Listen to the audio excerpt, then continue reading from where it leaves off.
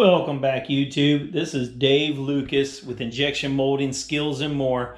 I want to welcome all the molders back and YouTube guys out there and fellows or whatever to the channel. Today's video, I'm going to go over troubleshooting short shots, okay? I'm going to be using the 3 M's that I made up: machine, mold, and material to go over this with you guys, okay? These are some common things that you could use to fix short shots, okay? So I hope you guys enjoy the video until the end. I'll see you guys then. Welcome back, YouTube. This is Dave Lucas with Injection Molding Skills and More. Just wanted to let you guys know today's video is going to go over troubleshooting short shots, okay? And how to fix those short shots with the 3 M's in place, okay? So usually you'd want to check the mold first, then the material, then the machine, okay? So think about that. The first thing usually, if you're running a mold for 8 hours and all of a sudden you have short shots, more than likely the mold's clean, or mold's dirty, and you got to think about the vents are all clogged up, the parting line, whatever. That's what's causing your issues, okay? So let's jump in and show you what a short shot is. Okay, so short shots appear when the injection mold has not properly been filled. As a result, parts appear incomplete.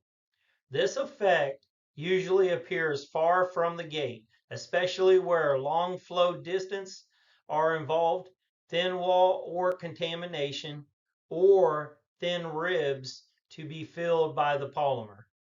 The effect of short shots may also appear in other areas of the molding, and often the reason can be traced back to gate design. So think about that, the gate design. So if you have a gate that's too small, you might have issues with it. Common causes for short shots can be insufficient amount of material injected, insufficient injection speed, fill speed, insufficient pack pressure, insufficient injection time, unbalanced multiple cavity mold, foreign material clogging the nozzle, stack temperature too low, runner, gate, sprue, or vents are too small, mold temperature too low, undesired barrel heat capacity, excessive wear of screw, barrel, or the check ring, okay? So look at the pictures we got here. So the left picture, it shows you a small little hole. So that's the last place to fill on that part. So you can see the little hole there. The next one, you can see the ribs. So it didn't fill where the ribs were. So it went through all the ribs and just didn't get over there far enough.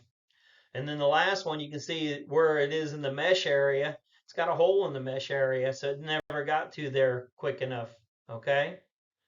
So let's jump into the first stem that I have on here is the machine. So these are things you can do on the machine side. I would always look at the material first, then the mold, then the process last. So anything on the machine side is your process, basically. I always check that last. I always want to check everything else first before I dive into the process. So here's the things you can try. Increase back pressure, increase injection pressure, increase injection speed, increase melt temperature, increase mold temperature, increase nozzle temperature, ensure that the manifold and nozzles have reached the set temperatures, increase shot size to confirm cushion, make sure mold and vents correct and vents are clean, confirm that the non-return valve used is not leaking excessively. So if you have a good cushion, you know that check ring is actually working like it's supposed to be. Increase the switchover pressure, distance, or time, whichever method is being used. Point from fill to hold so the fill stage is used longer, okay? So think about that. The next steps we try would be the material side, okay? So these are things you can try with the material, okay? Check for uneven material temperature on long short. Use high melt index if possible, okay? Okay, the mold side. So this is where I'd start first. Would be the mold, then the material, then then the machine itself. Okay. So the mold side, clean, add, or enlarge vents. Check for balance melt flow on multiple cavity tool or my type. I can't even say that damn word. Minitized tool. Multiple gate tool. I whatever. I'm not gonna try. I'm trying to say that. Increase mold temperature, increase gate size or runner size. Check for core shift. Okay, so what you want to do on here, if you look at these molds here, you can actually see the cores going in and out. There's slides involved. So to me, all your vents, you want to check everything. You want to check in between the slides. You want to check, pull the slides out, clean the slides, clean in behind the slide if you can. Put a little bit of grease on there, put it back together. Make sure everything's working correctly like it's supposed to. And then, even if you put it all back together and you clean it real good, let's say you're still having that short shot, you know, what you could do is you could put a piece of paper, like a tape, in the tool to vent it off a little bit just to see if it'll fill that area. You can do the same thing for a burn mark, basically, to see if that vent is actually crushed or not there or what's going on, okay? So think about that whenever you're working on your short shots, okay?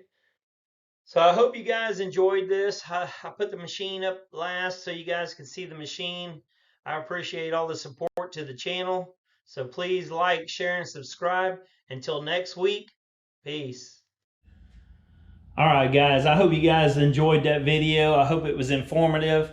I hope you guys are liking the troubleshooting aspect of it that shows you the 3 M's. Like I said, me personally, if I'm running a press and it's been running all day long and all of a sudden the operator comes to me and says, hey, Dave, I got some short shots. The first thing I'm going to check is the mold to make sure it's clean, not dirty, wipe it all down. Then probably the next thing I'll check is going to be water, then the material, then later on going down through the steps of what would be the issue, you know what I mean? So you got to think about outside the box, okay?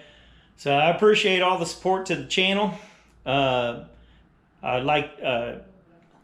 Please like, share, and subscribe. Until the next time, peace.